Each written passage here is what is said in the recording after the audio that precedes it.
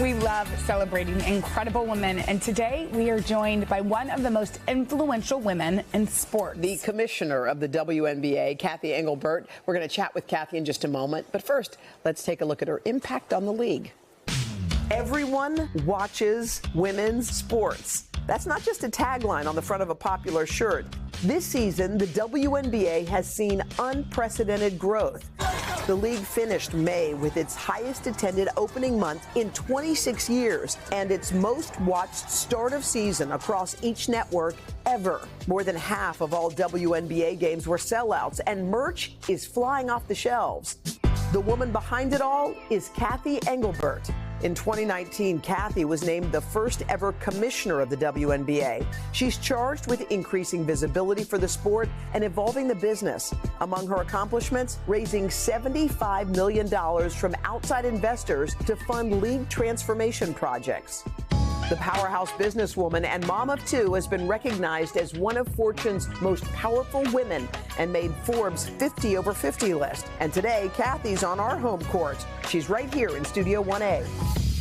Let's go, Cathy. How are you? I'm great. We are so excited you're here, and we want to get to all the stuff. But just first, I just heard about your backstory, your incredible upbringing, and it brought you to this kind of cool leadership style you have. You're one of 8 kids, yes, right? Yes. 5 brothers, so you know what it's like to be in a boys' league. So your leadership style has evolved over the year, but how would you describe how you run a business? Well, first, I'm so blessed to have great teams around me, and I said any leader who doesn't want the best people around them is needs to relook at and succession. I'm always trying to find who's going to be me next. You know, and fill yourself in with great people. And we've been in a huge business transformation of the WNBA, but leadership style, collaborative, kind of open door policy. Well, the way when you were a captain of your college team, and I loved what you said. You said the captain doesn't always score, but the captain makes sure that everybody else scores. Yeah. And that's sort of how you run the deal. And you don't realize it when you're back in high school and college playing sports. And I think there's a lot of data out there around women who end up leading. Probably played organized youth sports through at least high school, if not college. And being a captain, I actually played lacrosse also in college as well as basketball. And being a captain of both those teams, I didn't realize it was forming early leadership style. I was the point guard in lacrosse. That's the person who runs the floor, right? They lead on the floor. They're the ones that pass to the shooters or pass inside to the center and the scorers. So, it's I mean, I'm reflective now looking back. But that's a cool, it's interesting to see. So you hadn't worked in sports. You were at Deloitte. And when they came to you about this job, what was your first thought? No, I know nothing about running a sports league. Did you feel like, not imposter syndrome, but like... Yeah, just, I've been in business for 33 years, and what I didn't realize is sports is big business. Big business is about relationships, so it's actually not that different from a business perspective. Your stakeholders are very different. You have your owners who are all running their own businesses, who all want to win a championship, and that's why leagues exist. You have a union, the Players Association, you have collective bargaining, you have the media, the ecosystem consisting of corporate partners and media. And one of the things I was told the first time moment I came in the league is less than 1% of all corporate partner dollars goes through women's sports, and less than 1% of all media coverage covers women's sports. Wait, less than 1%? Or less than 5% on the media. And now I think it's at 15%. We're moving the needle collectively in women's sports. And I think after this year, that number's even going to be higher. Can we talk about what's been going on? Because it's been a phenomenon. I mean, when people, I get in the car every day with a guy named Eddie who drives me to work, and he always goes, "Did you see the game?" Usually he's talking about the Super Bowl or the Super Bowl. He's talking about the WNBA. Did you see the game? There's a definite shift in how people are perceiving women's sports now. It's filling arenas and now making money, right? It's the confluence of so many positive things happening at once. It's the rise of women's sports. It's the fandom coming in. We're bringing in so many new fans because of what happened at the NCAA level with these generational players. We're expanding to more markets. We're globalizing the games. That capital that we raised that was mentioned, that was raised to put more marketing. I mean, sports is about marketing, marketing. And you look back, and I'm a big studier of history. You look back at the Bird Magic moment. Do we have that with Caitlin and Angel? Everybody's talking about that rivalry. Yes. We have a New York-Vegas rivalry coming after last year in the finals. titles and the Commissioner Cup championship. So many things now, storylines. And why do people watch? Yeah. They watch because there's household names they know. Yes.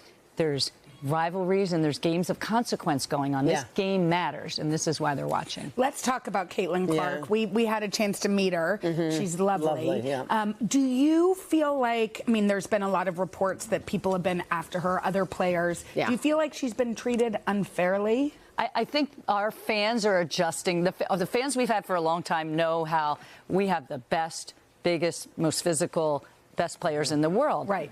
What people don't realize, in college, there's over 200 NCAA Division I women's college programs. There's 12 WNBA teams. So you take the talent and it's centralized with the best, the biggest, the most physical, and really the best players in the world. Yes. Yeah. So I think there's always adjustment for all rookies. I think our rookie class this year is doing outstanding, including Caitlin. She was the Rookie of the Month for May. Is it just because there's a spotlight on her that everyone's saying, oh, look what happened there? Is it happening with other players too? Yes, and I think it is. There is a spotlight. And no league is ever about one player. You see players, there's injuries, there's other things that happen. And so we're obviously marketing around all of our players. But I think Caitlin's lifting everybody. Definitely. Our arenas are packed. Our viewership, I mean, this is a key part of why I was hired, is to look at how to bring in new viewers, new fans, the demographic. We're one of the most diverse demographics in sports, both on the court and now our viewership. It rocks, by the way, when you're in the stadium. We went and loved it. Let me ask about the Olympics, because I know the team's set and the team has won gold medals for 1,000 years. Like, that's our girl Stewie's on the team. Our girl Stewie's on the team. We love Stewie. Stewie in Asia. And one of the questions I still get asked about it is there a possibility of one more slot if there's an injury? Is Caitlin next up if that happens, or is she? That's a good question for USA Basketball. They have a process. They have alternates. And I'm sure Caitlin was in their pool, so I'm sure she's one of those. The other thing is, we just saw on the 3x3 team, Cameron Brink go down with a very unfortunate injury. Derica Hamby from the LA Sparks, who's a great player, is now stepping in to her shoes. So they have alternates that they'll pull from if there's an injury. But this team is going for their 8th consecutive gold medal. I mean, that's all they do. They're the winners. And everyone named to the team has a gold medal already. And Diana Taurasi is going for her 6th gold medal. That's 24 years of excellence in a team sport like basketball. That's incredible. Incredible. So there's some great storylines. Well, the way you ran Deloitte for many years and the way you're running the WNBA is really incredible. Your backstory is amazing. Like, literally, we were listening and talking about you in the makeup room. We're like, we love Cathy. You just have this great way about you. So we're so happy to sit with you and get to know you. So thanks for coming by to see us. Thank you for your support. And we're going to keep supporting. Tune in. We've got a lot of games left in the season. And it's before and after the Olympics. For girls. Yes. So awesome for our girls. We're like, let's watch, let's cheer on. And we're seeing a lot more young girls and boys. Well, that's what we saw. There was a little boy that was celebrating. And they're really looking at these players as role models for them. This little boy, Jen and I saw, it was his birthday, and he wanted to come to this game on his birthday. So, and now the kids on the playground are shooting, going, look, I'm Caitlin Clark. Yeah, exactly. You know, including my son, who used to say Steph Curry with the 3. Now he's saying Caitlin Clark with the 3. Very cool. Very cool. Thank you, Cathy. Thanks.